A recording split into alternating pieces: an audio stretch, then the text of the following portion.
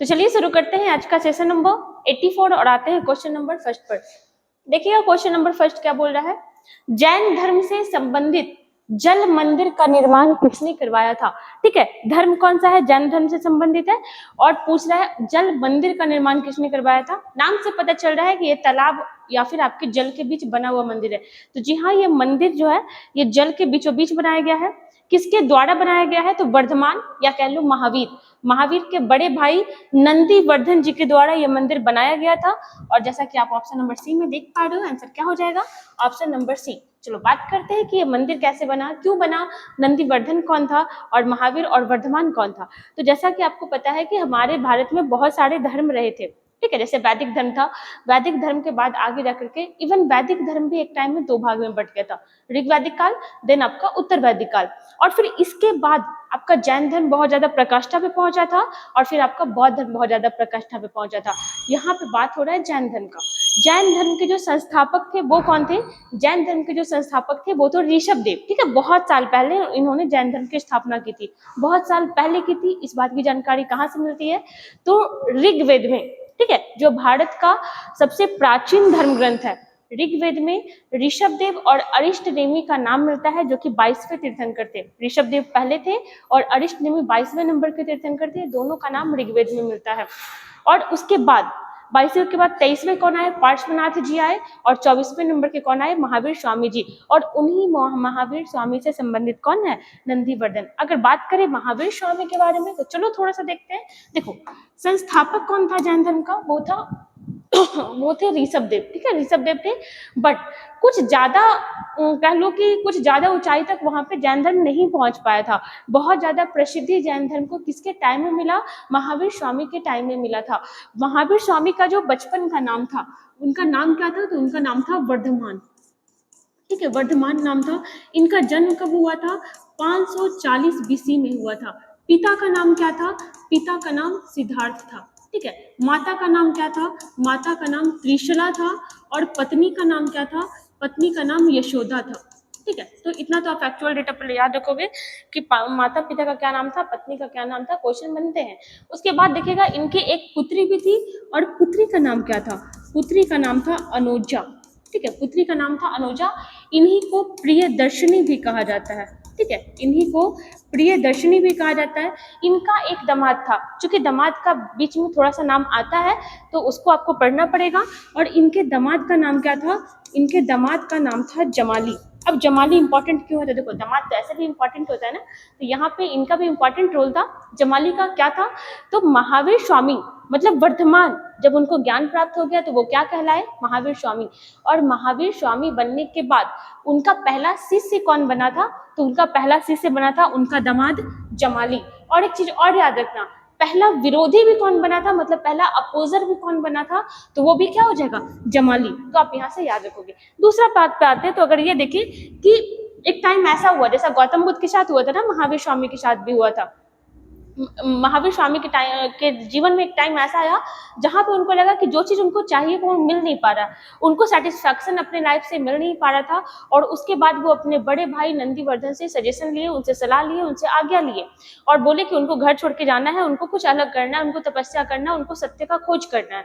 और इसी दरमियान उन्होंने अपने 30 वर्ष की आयु में, उन्होंने अपने 30 वर्ष की आयु में क्या किया, गृह को त्याग दिया, घर को छोड़ दिया।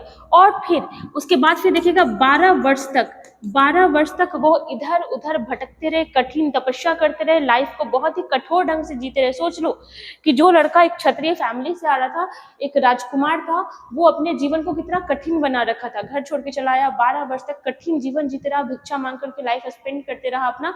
और फाइनली वो दिन आया जब इसको ज्ञान की प्राप्ति हुई, जब इसको इनलाइटमेंट हुआ, जब इनको अपने सेंस ऑर्गन्स पे, जब इनको अपने ज्ञान इंद्रियों पर क्या हुआ, कंट्रोल स्थापित हुआ, जिसको कहा जाता है इनलाइटमेंट। तो 30 वर्ष की आयु में घर से निकले, 12 वर्ष तक इधर उधर कठिन तपस्या किए, कष्ट भोगते रहे और फाइनली फिर 42 वर्ष की आयु में इनको क्या हो गया, इनलाइटमेंट हो गया, इनको ज्ञान की प्राप्ति हुई, ये अपने ज्ञानेंद्रियों पर कंट्रोल करना सीख गए। और 42 वर्ष की उम्र के बाद देखना इनका खुद का उम्र कब तक, तो 72 वर्ष की उम्र तक ये क्या करते रहे, ज्ञान बांटते रहे, लोगों को शिक्षा दीक्षा देते रहे। मतलब आप कह लो कि 30 वर्ष तक ये क्या किए थे, ज्ञान का प्रचार प्रसार किए थे। 30 वर्ष तक क्या किए थे, ज्ञान का प्रचार प्रसार। फिर इनको लगा कि भाई अगर जैसे कि अब तो मनुष्य है ना, तो मनुष्य ये शरीर नश्वर होता है, कभी ना कभी खत्म होगा ही। तो इन्होंने क्या किया, इनको लगा कि जब मैं नहीं रहूंगा तो फिर हमारे धर्म को कौन आगे ले जाएगा। तो इन्होंने 11 व्यक्तियों को संघ का अध्यक्ष नियुक्त किया था, ठीक ना, जिसको गंधर कहा जाता था। 11 व्यक्तियों को, और बोला ये गया था कि जब हम नहीं रहेंगे ना तो धर्म का प्रचार प्रसार ये करेगा। लेकिन आपको पता होना चाहिए कि महावीर स्वामी के लाइफ के समय ही उन 11 में से 10 की मृत्यु हो गई थी, सिर्फ एक बचा था। और एक कौन बचा था, इसका नाम इंपॉर्टेंट है, आर्य सुधर्मा, या इसको कहीं कहीं लिखा होता है आर्य सुधर्मन। इतने सारे बात आप याद रखोगे। ये सवाल बनता है कि महावीर स्वामी को जो आपको इनलाइटमेंट है ये कहाँ पे हुआ था, ज्ञान की प्राप्ति कहाँ हुई थी। तो एक गांव में हुआ था, जंभिक गांव में, ठीक है। किस नदी के किनारे हुआ था, ऋजुपालिका नदी के किनारे। वृक्ष पूछता है तो ये हो जाएगा आपका साल वृक्ष के नीचे, ठीक ना। साल वृक्ष के नीचे को क्या हुआ था, ज्ञान की प्राप्ति हुई थी, ठीक है। इनका जन्म कहाँ हुआ था, तो इनका जन्म हुआ था बिहार के वैशाली में। वैशाली में भी पूछ लोगे तो क्या हो जाएगा, कुंडग्राम में। इनकी मृत्यु कहाँ हुई थी, तो मृत्यु हुआ था आपका पावापुरी में, ठीक है। मृत्यु जो है इनका कहाँ हुआ था, तो अपने बिहार में ही एक एरिया है पावापुरी, वहां इनकी मृत्यु हुई थी। और अगर टाइम पूछ लेता है तो टाइम हो जाएगा 540 बीसी में जन्म हुआ था, और 460 बीसी के लगभग में क्या हुई थी, इनकी मृत्यु हुई थी। आप कंफ्यूज नहीं करना, आपको कहीं कहीं जन्म और मृत्यु का टाइम दूसरा मिल सकता है, क्योंकि अलग अलग बुक्स में अलग अलग डेटा दिया गया है। उस समय इतना ज्यादा साहित्य चर्चित नहीं था, इसलिए फैक्चुअल डेटा का ना थोड़ा सा प्रॉब्लम यहाँ पे होता है। तो मृत्यु पावापुरी में हुआ था, मतलब कह लो कुल मिला जुला करके हमारे बिहार से ही जुड़े हुए थे। बाकी इसमें देखने को तो बहुत कुछ है, धीरे धीरे हम लोग और भी कभी कभी क्वेश्चन बीच में लाते रहेंगे तो और देखेंगे। और इनके भाई के द्वारा ही क्या बनाया गया था, तो जैन धर्म से संबंधित जल मंदिर। आगे जाके देखो क्या हुआ, जैसे जो चौथे 23 नंबर के जो तीर्थंकर थे, उन्होंने 4 महाव्रत दिया था कि अगर आप चाहते हो कि आप जैन धर्म को फॉलो करो, आप मोक्ष की प्राप्ति करो, तो आप 4 चीज अपनाओ, सत्य, अहिंसा, अस्थेय और अपरिग्रह। फिर से सुनना, सत्य, अहिंसा, अस्थेय मतलब चोरी नहीं करना, और अपरिग्रह मतलब धन का संग्रह नहीं करना, अधिक धन का संग्रह नहीं करना। लेकिन जब महावीर स्वामी आए तो उन्होंने कहा कि भाई ये चारों इंपॉर्टेंट है, बट अगर आप चाहते हो कि ये चारों फॉलो हो तो उसके लिए आपको पहले ब्रह्मचर्य को अपनाना पड़ेगा। जैसे ही आप ब्रह्मचर्य को अपना लेते हो ना, ये चारों का चारों अपने आप फॉलो हो जाएगा। तो 5वां सिद्धांत इन्होंने जोड़ा था। एक चीज और याद रखना कि जो जैन समुदाय होता है ना, जैन समुदाय, तो जो जैन समुदाय होता है ना, ये आपका दिगंबर फॉर्म में होता है, ठीक है। दिगंबर क्या होता है, तो दिगंबर उसे कहा जाता है ना जो कपड़ा नहीं पहनता, या फिर आप अच्छे लैंग्वेज में कह लो जो नेक्ड होते हैं, या फिर उससे भी अच्छा लैंग्वेज हो जाएगा जो दिशा को ही अपना वस्त्र मानते हैं, उसे क्या कहा जाता है, दिगंबर, ठीक है। और एक होता है आपका श्वेतांबर कौन होता है, तो जो व्हाइट कलर का ड्रेस धारण करते हैं उन्हें कहा जाता है श्वेतांबर। तो दिगंबर किसके नेतृत्व में बना था, तो ये बना था आपका भद्रबाहु के नेतृत्व में, ठीक है। दिगंबर समुदाय जो है भद्रबाहु के नेतृत्व में आगे फला फूला, और श्वेतांबर जो है ये स्थूल बाहु के नेतृत्व में फला फूला। यहाँ पे शायद आपको ये नाम पता होगा या नहीं, हम आपको बता रहे हैं। आगे जा करके ना यापनीय संप्रदाय जो है ये भी आपका जैन धर्म से रिलेटेड था, जिसमें थोड़ा बहुत मिक्सचर श्वेतांबर का था और थोड़ा बहुत मिक्सचर जो है दिगंबर का था। ये आपका बहुत ज्यादा प्रचलित हुआ। आप इसके बारे में बताइएगा, आज की क्लास में हम बताए थे, आप ये बताइएगा कि यापनीय संप्रदाय का संस्थापक कौन था, ठीक ना। चलो आते हैं क्वेश्चन नंबर 2 पर। देखना, हाल ही में भारत में कौन सा न्याय आपराधिक कानून लागू किया गया। देखो, अंग्रेजों के टाइम से जो आप सुनते आते थे ना, आईपीसी सीआरपीसी से बहुत कुछ था, ये अब चेंज हुआ है, चेंज हो चुका है। 1 जुलाई 2024 से इम्प्लीमेंट में ये है। अब इससे क्या होगा ना कि बहुत सारे कानून बदलेंगे। जैसे उस समय आप देखो कि 1860 का बना है, 1872 का बना है, 1898 का बना है, और हम कहाँ चल रहे हैं, 2024 में, मतलब 200 साल के अंतराल में चल रहे हैं। तो भाई कानून में भी चेंजेस होना बहुत जरूरी था। अब यहाँ पे क्या है कि बहुत सारे रूल्स बदले। जैसे पहले आप कहीं भी जाकर के एफआईआर नहीं कर सकते थे, आप कहीं और गए हुए हो, आप जहाँ क्यों आपको वहीं पे एफआईआर करना होता, तब आप कहीं भी कर सकते हो। 0 एफआईआर हो गया, ऑनलाइन एफआईआर हो गया, पुलिस के ऊपर थोड़ा सा कसावट आया है, और जैसे कि बहुत कुछ यहाँ पे हुआ है, हम लोग धीरे धीरे देखेंगे, इसको क्वेश्चन को लेते आएंगे। चलो यहाँ पे फैक्चुअल डेटा के साथ देखते हैं थोड़ा सा। तो देख लो यहाँ पे कि कहाँ पर क्या क्या चेंज हुआ है। तो यहाँ पे सबसे पहले आना कि जो आप नाम सुनते थे ना आईपीसी, ठीक है, भारतीय दंड संहिता, जिसको इंडियन पेनल कोड कहा जाता था, कब आया था? 1860 में। इसको चेंज कर दिया गया, और किसके साथ चेंज किया गया? तो भारतीय न्याय संहिता, जिसको बीएनएस, ठीक है, बीएनएस भी कहा जाता है, और ये कब आया है? तो एक सेकंड देखिएगा, इसके तहत 1860 के भारतीय दंड संहिता, ठीक है, की जगह भारतीय न्याय संहिता बीएनएस आया है, ठीक है, बीएनएस, और वहां पे क्या हो जाएगा? 2023-24 हो जाएगा। 1973 के आपराधिक प्रक्रिया संहिता, आप इसका नाम तो नहीं सुने होंगे, बट सीआरपीसी सुने होंगे, और सीआरपीसी की जगह क्या आया है? तो भारतीय नागरिक सुरक्षा संहिता। ये जो आप ब्लैक से देख रहे हो ये न्यू वाला आया है, और ये जो ब्लू से देख रहे हो ना ये आपका पुराना वाला था। उसके बाद भारतीय साक्ष्य अधिनियम, ये कब आया था? 1872 में। सीआरपीसी कब आया था? तो ये आपका इस समय आया था। और भारतीय दंड संहिता आईपीसी जो है आपका 1860 में आया था। और यहाँ पर क्या हुआ है कि इसके बदले में क्या आया? भारतीय साक्ष्य अधिनियम इसके जगह पर लाया गया है, ठीक ना। अब यहाँ पर देखो कुछ कुछ धारा भी चेंज हुआ। देखो धारा आपका आईपीसी सीआरपीसी में होता है, और अनुच्छेद जो होता है ना ये आपका कहाँ होता है? तो अनुच्छेद जो होता है आपका संविधान में होता है ना, ठीक है, ये आपका संविधान में होता है। तो देखिएगा इसमें आगे, और फिर देखिएगा भारतीय साक्ष्य अधिनियम की जगह भारतीय साक्ष्य अधिनियम, ठीक ना, ये आपका लागू किया गया है यहाँ पे। अब देखो बहुत कुछ चेंज होगा, जैसे अब अपना क्या कर सकते हो, मोबाइल से ही आप एफआईआर सब चार्ज कर सकते हो। बहुत कुछ इसमें चेंजेस हुआ है। अब देखो कहीं पर क्या हुआ है ना कि कहीं पे धाराएं घटाए गए, कहीं पे बढ़ाए गए हैं। इतना डिटेल से आपसे एग्जाम में नहीं पूछेगा, बट एक अवेयर होना चाहिए। न्यू चैनल देखते होंगे तो ऐसा ही आपको याद भी हो गया होगा। जैसे देखते हैं कहाँ पे कौन कौन से धाराएं हैं। तो भारतीय न्याय संहिता जो बीएनएस न्यू वाला जो आया है, इसमें कुल धाराएं कितने हैं? 358 है ना, 358। भारतीय नागरिक सुरक्षा संहिता जो है आपका सेकंड वाला सीआरपीसी के जगह पे जो आया है, इसमें टोटल धाराएं कितने हैं? 531। और भारतीय साक्ष्य अधिनियम बीएसए, यहाँ पे कुल कितने धाराएं हैं? तो ये हो जाएगा आपका 170। आपको याद आ रहा होगा कि संविधान में ऐसे अनुच्छेद भी दिया हुआ था। शुरुआत में कितना था? 395, लेकिन बढ़ते बढ़ते अभी कहाँ पहुंच गया था? 450 पार पहुंच गया है। यहाँ पे हम लोग देखते हैं क्वेश्चन क्या था। तो क्वेश्चन ये था कि हाल ही में भारत में कौन सा नया आपराधिक कानून लागू किया गया है? तो भाई ये सारे के सारे लागू किए गए हैं, आईपीसी की जगह सीआरपीसी की जगह, ये सब आपका तीनों का तीनों लागू किया गया है। ऑप्शन नंबर क्या हो जाएगा? डी। चलो आते हैं क्वेश्चन नंबर थर्ड पर। थर्ड देखिएगा, जुलाई 2024 को झारखंड के नए मुख्यमंत्री के रूप में शपथ कौन ग्रहण किए? देखो भाई बिहार वाले सीएम जो है तो 9 बार शपथ लेकर रिकॉर्ड बना रखे हैं। अभी देखो यहाँ भी चल रहा है कि सीएम आपका शपथ इस्तीफा दे रहा है, फिर आपका शपथ ले रहा है। बात हो रहा है झारखंड के सीएम के बारे में, और झारखंड के सीएम कौन थे?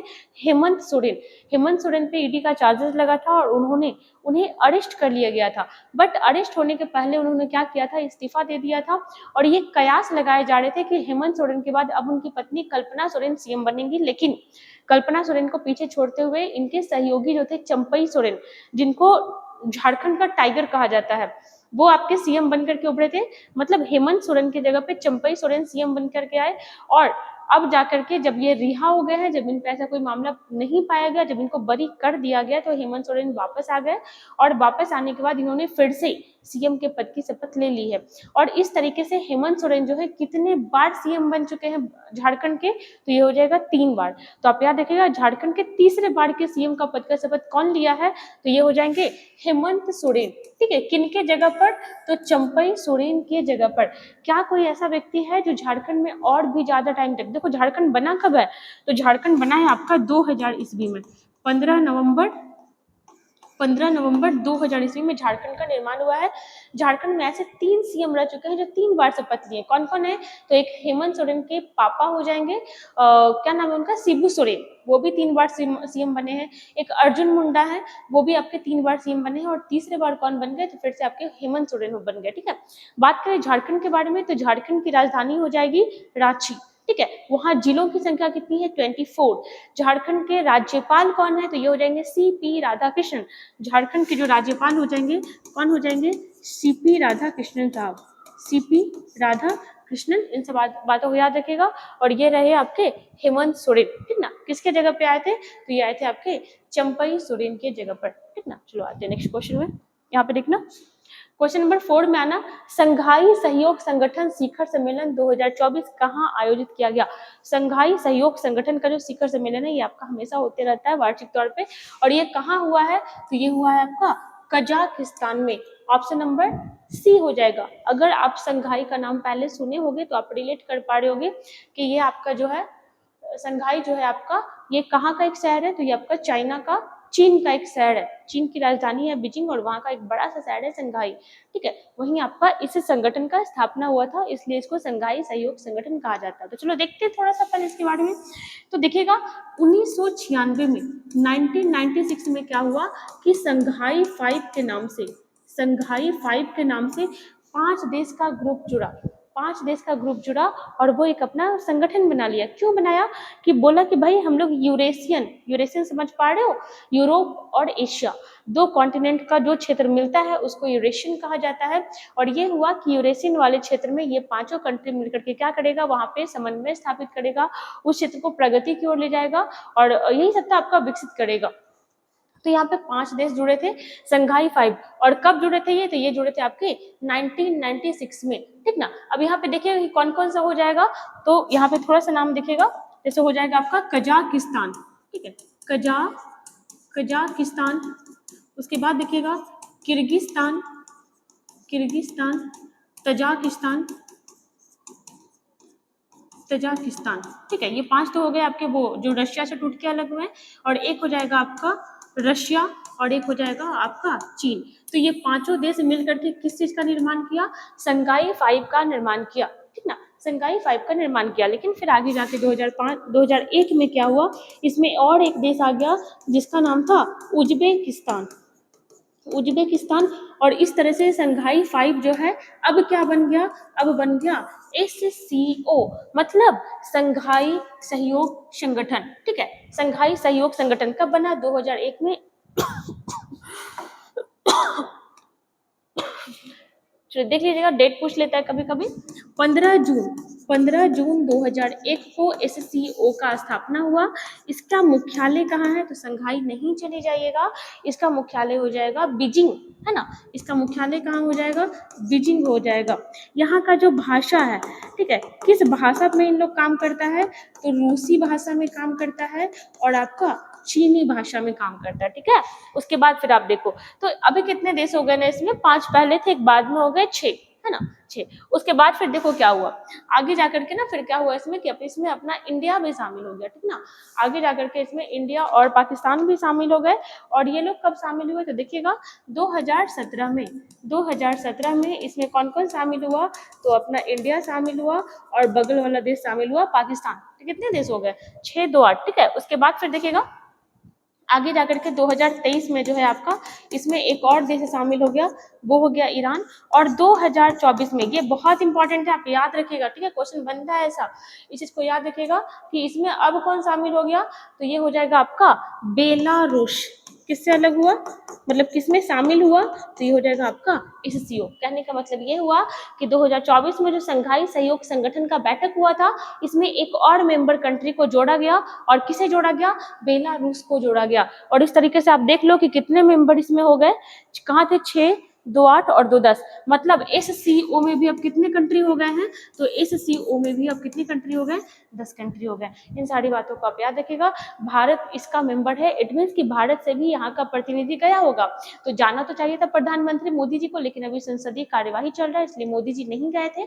कौन गए थे, तो भारत के विदेश मंत्री गए थे, डॉक्टर एस जयशंकर साहब, ठीक ना, डॉक्टर एस जयशंकर साहब जी गए हुए थे। आंसर क्या हो जाएगा, ऑप्शन नंबर सी। चलो आगे आते हैं।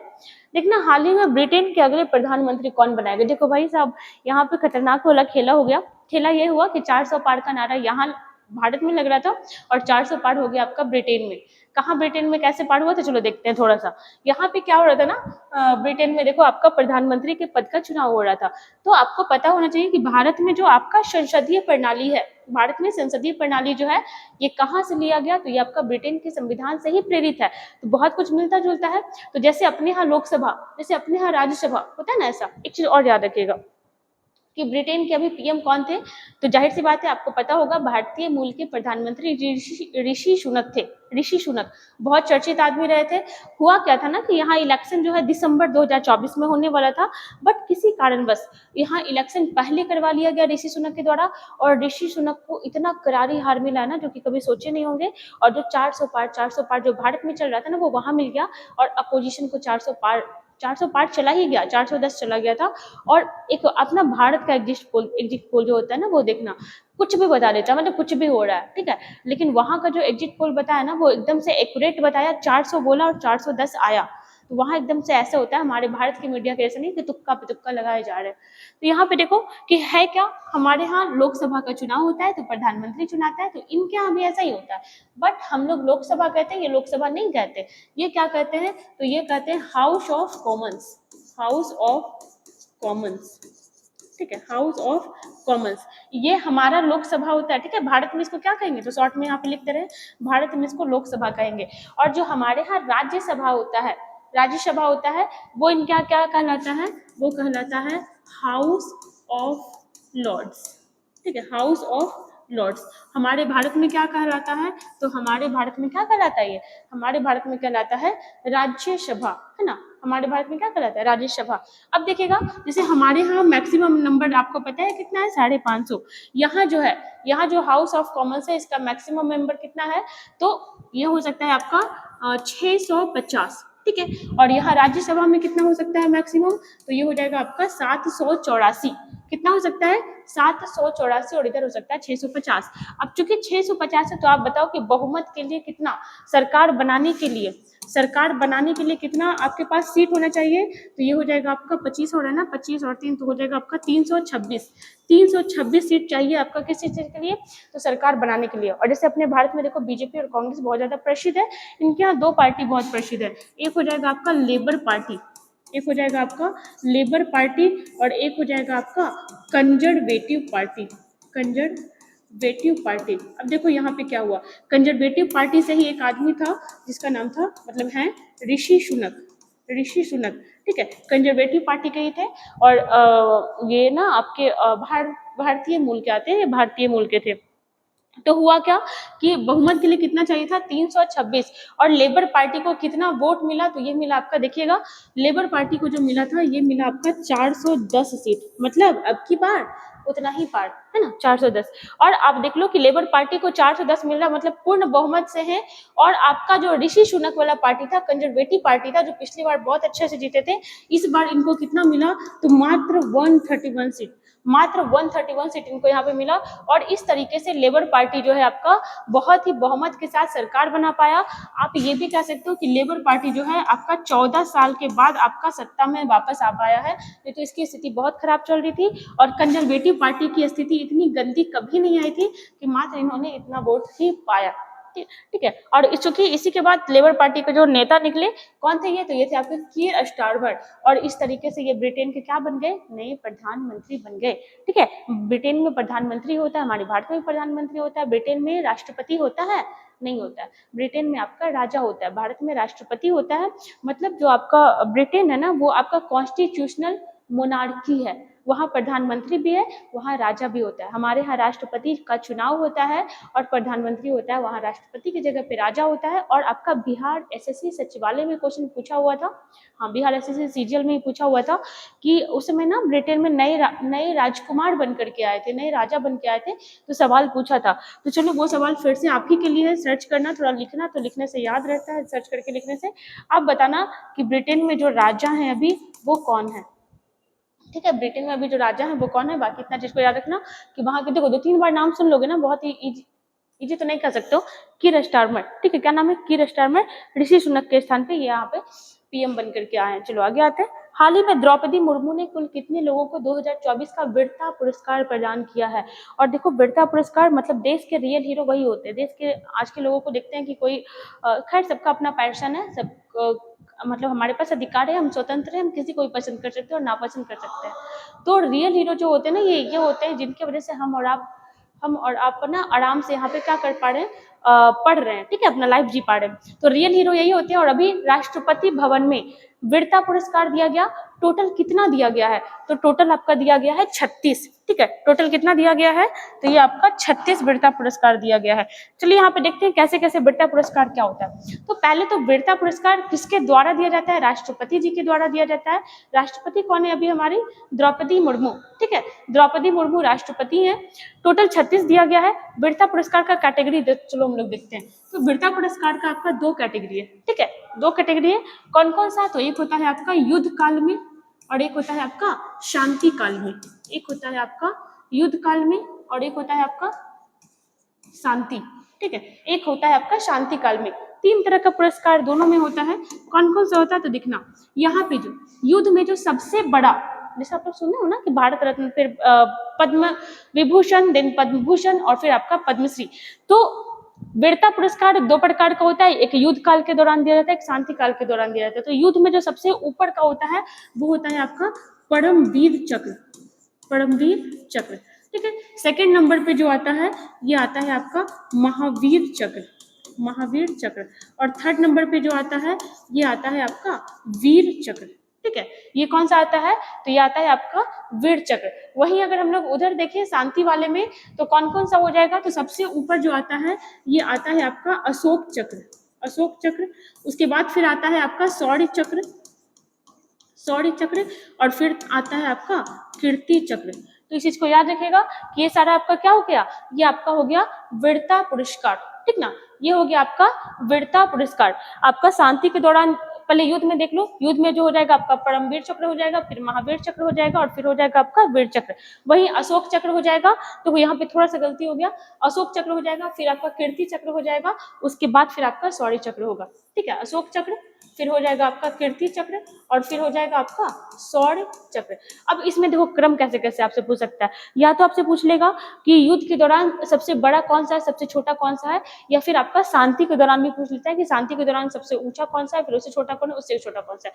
तो अगर सेपरेट सेपरेट पूछेगा तो आप यही क्रम में चलिएगा। लेकिन अगर आपसे मान लो कि 4 5 6 दिया हुआ है ना, 3 4 का नाम दे दो और बोले कि बताओ सबसे बड़ा कौन है, सबसे छोटा कौन है, तो देखो आप ना इस टाइप का थोड़ा देख के चल सकते हो। चलो, सबसे बड़ा कौन हो जाएगा, परमवीर चक्र। अगर दोनों को सेपरेट करके चले तो, मतलब मिला करके चले तो, सेपरेट नहीं, दोनों को मिला के चले तो सबसे बड़ा परमवीर चक्र होगा, फिर आपका अशोक चक्र हो जाएगा। पहले परमवीर चक्र, फिर अशोक चक्र, फिर हो जाएगा आपका महावीर चक्र, फिर हो जाएगा आपका कीर्ति चक्र, फिर हो जाएगा आपका वीर चक्र और फिर हो जाएगा आपका शौर्य चक्र। समझ पा रहे हो मेरी बात को। सेपरेट सेपरेट पूछेगा तो सबसे बड़ा परमवीर, फिर महावीर, फिर वीर युद्ध वाले में। शांति वाले में पूछेगा तो पहले अशोक, फिर आपका कीर्ति, उसके बाद फिर आ जाएगा आपका शौर्य। लेकिन अगर दोनों मर्ज करके पूछेगा कि बताओ कौन बड़ा है कौन छोटा, तो सबसे पहले परमवीर आएगा, फिर उधर से अशोक आएगा, फिर इधर से महावीर आएगा, फिर इधर से आपका कीर्ति आएगा, फिर इधर से वीर आएगा, फिर उधर से आपका शौर्य आएगा, ठीक ना। चलो, तो आपको ये मिला है 36 मिले हैं। अब इसमें सवाल ये बनेगा कि 36 जो मिला है ये किसके किसके लिए मिला है, तो ये आपका कीर्ति पुरस्कार मिला है और आपका शौर्य पुरस्कार मिला है। कीर्ति कितने लोगों को मिला है, तो कीर्ति पुरस्कार जो है ये मिला है 10 लोगों को, और शौर्य पुरस्कार जो मिला है ये कितने लोगों को मिला है, ये मिला है 26 लोगों को। कीर्ति मिला है 10 लोगों को और शौर्य जो मिला है ये कितने लोगों को मिला है, ये मिला है आपका 26 लोगों को, कीर्ति और शौर्य। इसमें से याद रखिएगा 7 जो है, इधर से भी 7 और इधर से भी 7, ये जो है आपका किसको मिला है, ये मिला है आपका मरणोपरांत को।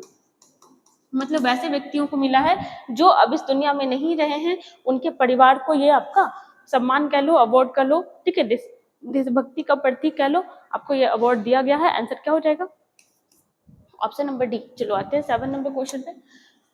यहाँ पे देखना, अमृतसर की संधि किसके बीच हुई थी, तो अमृतसर की संधि क्वेश्चन बनता है कब हुआ था और किसके बीच हुआ था। तो अमृतसर का संधि जो है आपका 25 अप्रैल 1809 के बीच हुआ, 9 में हुआ था। किसके बीच हुआ था, तो BEIC, British east India company, और किसके बीच हुआ था, तो पंजाब के एक शासक थे जिनका नाम था रणजीत सिंह, पंजाब के एक शासक रणजीत सिंह के बीच हुआ था। क्या हुआ था इसमें, तो सतलज नदी को जो है आपका क्या बना दिया गया था, सतलज नदी के पार जो है रणजीत सिंह को नहीं आना था, ये इनका एक सीमा रेखा निर्धारित कर दिया गया था सतलज नदी को। सवाल ये बनता है कि देखो यहाँ पे सवाल क्या था, अंग्रेज और रणजीत सिंह। चलो, तो यहाँ पे तो आंसर आपका निकल गया ना, अंग्रेज और रणजीत सिंह। लेकिन देखो यहाँ पे और डिटेल से क्वेश्चन बन सकता है। क्वेश्चन ये बनता है ना कि ब्रिटिश ईस्ट इंडिया कंपनी का प्रतिनिधित्व कौन कर रहा था, मतलब आया कौन था संधि करने के लिए, आया कौन था, तो संधि करने के लिए जो आया था ना वो कौन था, वो था आपका चार्ल्स मेटकॉफ। वो था आपका चार्ल्स मेटकॉफ, चार्ल्स मेटकॉफ। और दूसरा सवाल ये बनता है कि इस समय, जिस समय ये संधि हुई थी, उस समय भारत का गवर्नर जनरल कौन था? भारत का गवर्नर जनरल, भारत का गवर्नर जनरल कौन था?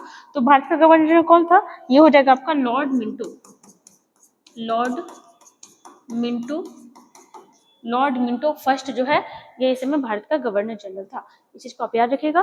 तो ये हो गया आपका महाराजा रणजीत सिंह के बीच और आपका BEIC के बीच, मतलब जो आपका ब्रिटिश कंपनी था। नेक्स्ट में आते हैं, ब्रिटिश मिशनरियों को भारत में बसने की अनुमति प्रदान की गई थी। देखो ब्रिटिश मिशनरी, आपको पता होना चाहिए ना कि यहाँ पे ईसाई का बात हो रहा है, ठीक है, ईसाई दिया है ना, ब्रिटिश मिशनरियों, ठीक है, ये ईसाई का ही बात हो रहा है, ईसाई का बात हो रहा है। और आपको एक चीज और पता होना चाहिए कि भारत में सबसे ज्यादा किस धर्म के लोगों की संख्या है? तो ये हो जाएगा आपका ईसाई, ईसाइयों की संख्या बहुत ज्यादा है। भारत में ईसाई धर्म का शुरुआत कब हुआ था? तो बहुत पहले हुआ था, जिसमें आपका गुंडू फर्निस का शासन चल रहा था ना, गुंडू फर्निस, हाँ, गुंडू फर्निस का शासन चल रहा था, जो आपका पहला शासक था। अगर और भी हम लोग देखें यहाँ पे, तो ईसाई धर्म भारत में आना कब शुरू हुआ था? मतलब समझ लो कि धर्म परिवर्तन यहाँ से होना बहुत ज्यादा शुरू हो गया था, और ये शुरुआत हुआ था 1813 से, ठीक है, ये शुरुआत हुआ था 1813 के चार्टर एक्ट के द्वारा। चार्टर एक्ट क्या होता है? तो भारत में जब कंपनी आई थी व्यापार करने के लिए, कौन सी कंपनी? बहुत सारी आई थी, लेकिन सबसे ज्यादा तबाही कौन मचाया था? BEIC, British east India company, ये आई थी। तो ऐसा तबाही यहाँ पे, प्रॉपर अपने आप में बहुत बड़ा स्टोरी है, एक्सप्लेन नहीं किया जा सकता है यहाँ पर। एक सेकंड रुक जाइएगा। तो देखिएगा यहाँ पे ब्रिटिश ईस्ट इंडिया कंपनी के लिए ब्रिटिश सरकार ने कुछ कानून बना करके भेजना शुरू किया, और वो कंपनी भारत में उस कानून को इम्प्लीमेंट करवाती थी। वही क्या कहलाता था?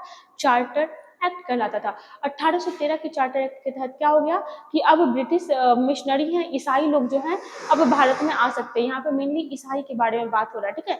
1813 में ये भी कहा गया कि जो कंपनी का एकाधिकार था, कंपनी का जो मोनोपोली था, ये 20 वर्षों तक के लिए बढ़ा दिया गया था। 20 वर्षों के लिए बढ़ा दिया गया था। कंपनी का एकाधिकार जो था, ये 20 वर्षों के लिए बढ़ाया गया था। लेकिन साथ में ये बोला गया था, देखो कंपनी का अधिकार को 20 वर्ष के लिए बढ़ाया गया था, लेकिन एकाधिकार को थोड़ा सा कम किया गया था। ये बोला गया था कि बस चाय, ठीक है, चाय चूंकि यहाँ पे बहुत ज्यादा उत्पादन होता था, चाय और चीन तथा पूर्वी देशों के साथ अभी भी व्यापार करने का पूर्ण अधिकार किसके पास होगा? तो ये होगा BEIC के पास ही। बाकी उसके बाद किसी और भी और चीज का या किसी भी और देश के साथ व्यापार जो है कौन कर सकता है? तो कोई भी अदर कंपनी कर सकता है। अगर आप नहीं पढ़े हैं कंपनी तो आपको नहीं समझ में आ रहा होगा, क्योंकि ये प्रॉपर एक क्रम चलते चलता है। 1773 का एक, 1781 का एक, फिर 1813, 1833 कंटिन्यू चलता है। उससे धीरे धीरे क्या होता है कि कंपनी का पावर घटता है और ब्रिटिश सरकार का पावर भारत में क्या होता है? मजबूत होते चल जाता है। फिलहाल आप इतना याद रखो कि 1813 के एक्ट के द्वारा ही ब्रिटिश मिशनरी ईसाई लोग जो है वो भारत आना प्रारंभ कर दिए थे। चलो आगे आते हैं। क्वेश्चन गायब हो गया क्या? चलिए क्वेश्चन नंबर 9 में आ जाओ। जो देखो लाइन में, हड़प नीति के अंतर्गत किस राज्य को अंग्रेजों ने सबसे पहले ब्रिटिश साम्राज्य में मिलाया था? हड़प नीति क्या था?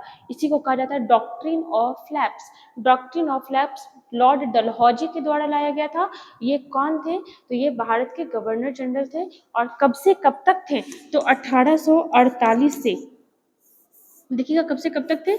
1848 से, देखिएगा कब से कब तक? तो 1848 से कब थे? 1856 तक थे।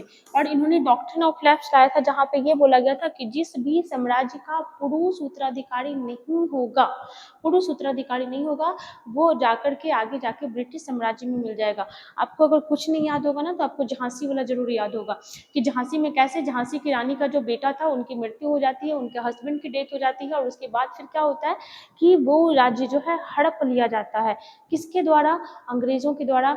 महारानी लक्ष्मीबाई बहुत लड़ने का प्रयास करती हैं, बट वो लास्ट तक वो हार जाती हैं, शहीद हो जाती हैं, और फिर वो क्षेत्र जो है ये आपका किसके कब्जे में चल जाता है? तो अंग्रेजों के कब्जे में चल जाता है। अब देखो सवाल ये कर रहा है कि सबसे पहले किसको मिलाया गया?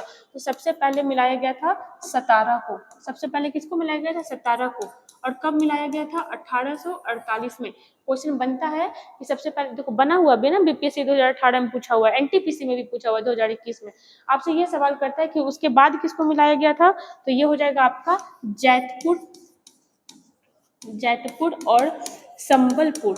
जैतपुर और संबलपुर को कब मिलाया गया था? तो अगले ही साल हो जाएगा। कब? और अगले साल आप देख पा रहे हो 1849 में हो जाएगा।